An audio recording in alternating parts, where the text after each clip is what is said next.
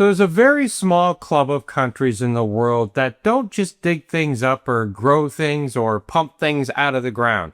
They own the returns from those assets for generations. Norway does it, Singapore does it, Abu Dhabi does it. And for a very long time, Canada, one of the most resource-rich nations on the planet, was not in that club. Well, that changed this week. Mark Carney announced the Canada Strong Fund, $25 billion, a sovereign wealth fund designed to take ownership positions in Canadian projects, Canadian infrastructure, and Canadian resources, and generate long-term returns for Canadians. This wasn't a grant, it wasn't a subsidy, it was an investment vehicle that earns. And the timing of this announcement, it's not accidental, because this fund lands at precisely the moment that the US is applying maximum economic pressure on Canada. Tariff threats, leverage plays, and Canada's answer is not to negotiate from a position of need. It's to build a position where that need goes away permanently. So today, we're going to break down exactly what this fund does, why the critics totally have it wrong, and why this may be the most strategically significant thing that Canada has done in a generation. Now, any announcement of this size comes with critics, and the critics are weighing in. They're saying, you can't build wealth with borrowed money. You need a surplus first. This is debt dressed up in a fancy name. It's a reasonable sounding argument, but it's wrong. Because every major piece of infrastructure that built wealthy nations in Canada, the United States, in Europe, was built with capital decisions made before the surplus existed. The capital went in, the asset was built, the return came back over decades. That's not debt, that is investment.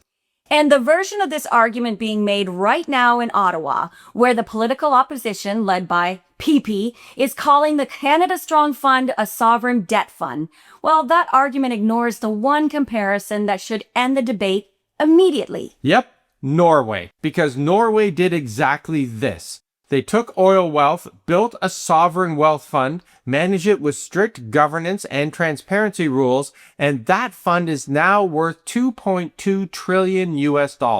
Wow, 2.2 trillion.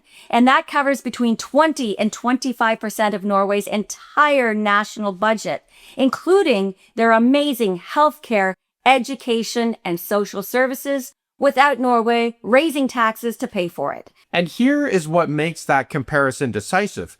Canada has the same raw inputs that Norway started with: oil, gas, critical minerals, agricultural capacity, 2 ocean coastlines. Heck, we have 3 ocean coastlines. We have everything that Norway had in the early days of their fund. The difference is Canada never built the vehicle to capture the long-term return from those assets. Until now. And if you want to criticize how it's implemented, well, fine. We will hold Carney to that standard in a minute, but the argument that a sovereign wealth fund is the same thing as running a deficit to pay operating expenses, well, that argument doesn't survive contact with the evidence. So let's be precise about the mechanics here, because the details do matter when it comes to this. The Canada Strong Fund is not a spending program, it's an investment vehicle. The federal government seeds it with $25 billion over 3 years. The fund takes equity positions, ownership stakes, in major Canadian projects: energy corridors, critical minerals processing, export infrastructure, and advanced manufacturing. Now, if these projects succeed, the fund earns returns. Those returns get reinvested into the next round of projects. This is capital that keeps working. And that's what separates this from a grant program or a subsidy. In a grant program, the money goes out and it is gone. In an equity program, you own something that can grow. And here's the thing. Canada has already done this. The federal government owns the Trans Mountain Pipeline. And that pipeline generates $10 million a day, $3.65 billion a year in returns to Canada. That is what equity ownership looks like in practice. The Canada Strong Fund is that model applied at a national scale. And this is already happening. And it is the single best answer to anyone who argues that Canada cannot run an investment vehicle at this scale. And there's a second component that Carney announced that's really not getting enough coverage out there. Canadians themselves can invest directly through a retail product, which means Canadian citizens, not just the government, get to own a piece of the upside from Canada's national assets. Where do I sign? Ow. Yeah. But here's the bigger picture, because this fund isn't just a financial instrument. It's a strategic declaration about what kind of economy Canada intends to build. For decades, Canada has been a supplier of raw materials to the world. We extract it, we ship it, and the value-added processing, the manufacturing, the refining, the patents, the technology, well, that happens somewhere else. And whoever controls that step captures the majority of the profit. In other words, selling rocks versus owning the battery supply chain, exporting energy versus owning the infrastructure that moves it and prices it, having resources versus having a strategy to build around them. Those are not the same position in the global economy. No, and this fund is Canada's first serious, systematic attempt to move up that chain, to stop being the input and start being the owner. There is a dimension of this that I think is genuinely underappreciated. The innovation layer and the ability to let Canadian companies scale into global champions instead of being sold off at the critical moment.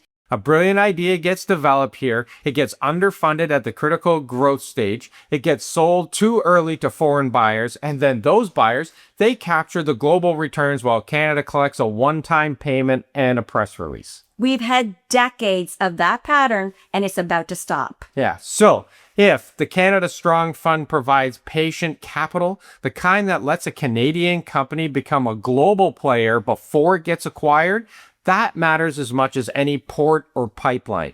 And that's the part of this announcement that the critics aren't even talking about. And then there's the timing. It's important because this announcement doesn't happen in a vacuum. It happens at a very specific geopolitical moment. And that context is what makes it land very differently than it would have even landed 5 years ago. The world is reorganizing right now. We see it around energy, around critical minerals, around food security, around who controls the supply chains that determine who wins the clean economy. Europe is actively trying to secure resources outside those unstable systems. The competition for what Canada has is accelerating on every single continent. And at the same time, the United States under Trump has been running an explicit economic war against Canada. Tariffs, threats, the public suggestion that Canada is a dependent economy and therefore we're negotiable. And Canada's answer at every turn has been to say no to that. Carney has refused to negotiate under duress. Canada kept retaliatory measures in place. And now, with this fund, Canada is refusing the long-term economic dependency that made that pressure possible in the first place. And here's something nobody knows. While that debate plays out in Ottawa, here's what's happening south of the border. The U.S. Department of Energy is providing up to $44 billion in credit support for an Alaskan LNG project. So Washington is using that sovereign capital to compete for exactly the same energy infrastructure that Canada is sitting on. If Canada builds out its own critical mineral processing capacity of lithium, cobalt, and rare earth minerals, the United States loses its position as the essential downstream buyer, and Canada stops needing American capital to develop Canadian resources. And that calculation, well, it will change everything permanently. And those minerals are the same ones that the U.S. has been desperately trying to secure through negotiations with Canada. The same ones central to the EV supply chain. The same ones that determine who leads the clean energy economy for the next 30 years. Canada has them, and Canada is about to stop giving them away at raw material prices. Now, we promised that we would hold Carney to a standard, and this is where we do that. Because the history of state investment funds globally includes some spectacular failures, and every single one of them had the same root cause: political interference in fund decisions. When politicians start directing investment towards their preferred projects for electoral reasons or regional optics or for pre-election announcements, the fund stops being an investment vehicle and starts being a patronage machine. That's the risk that has to be managed with hard rules. And Canada has already lived the cautionary tale of what happens when that goes wrong. Peter Lougheed built the Alberta Heritage Fund in the 1970s with the right instincts. Oil wealth converted into a long-term investment vehicle. Political interference, short-term thinking, and the vision got completely dismantled. What the Canada Strong Fund requires and what Carney has signaled that he intends to build is an independent governance framework modeled on what actually works globally. An independent board, a professional investment mandate, transparent public reporting, and returns measured against real benchmarks. The CPPIB, which is the Canadian Pension Plan Investment Board, is the model that works. It operates at a full arm's length from the government. It has a clear mandate. It publishes detailed annual reports, and it has generated returns that sovereign funds around the world would be envious of. Yeah, and then there's CAS in Quebec, another Canadian institution that has operated with professional discipline, invested globally, and delivered returns that compound over time. These institutions already exist. The blueprint, it's not complicated. But the question is whether Carney builds this fund to that standard or whether it becomes something more convenient. So here's our verdict on today. The Canada Strong Fund is the right move at the right moment. The principle is sound, the timing is deliberate, and the Norway comparison is not hyperbole. It's the actual roadmap for what this can actually become. If this fund is managed with the same discipline that Norway applied, within 20 years, Canada could be looking at a fund worth $2 or $3 trillion. That's the prize, everybody. And critics, like PP, are asking Canada to walk away from that. No way. So the question we want to pose to you today is this.